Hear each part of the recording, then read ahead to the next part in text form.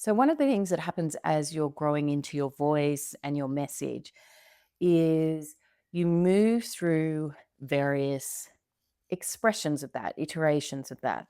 And one of them, when you're really starting to get powerful and you're breaking through with your message, you are moving through the space of personal power.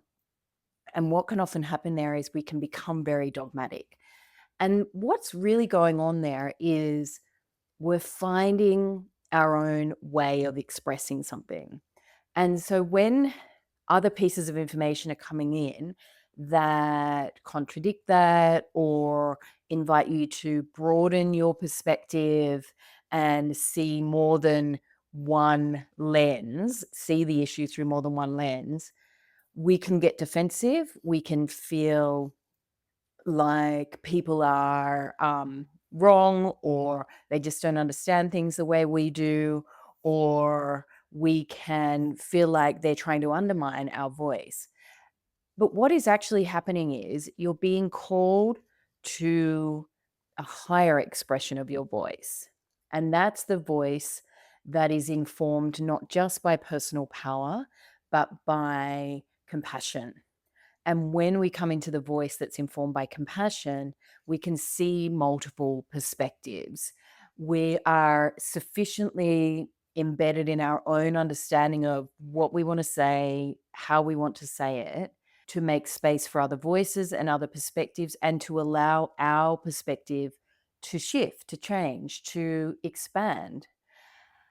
And this is so important to understand in a world that's very entrenched in binary thinking, where we've grown up with this idea of there's good and there's bad.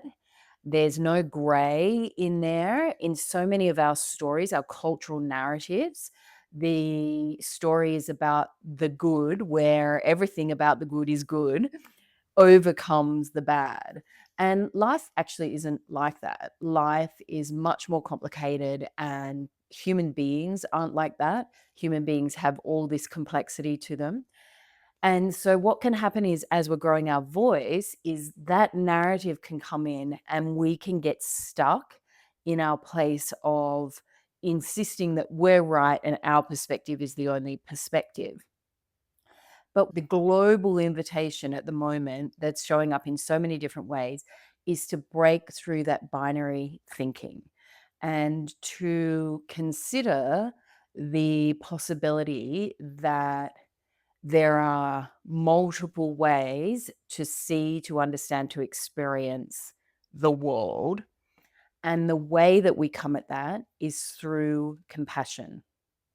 So, the start of that process is to give compassion to yourself.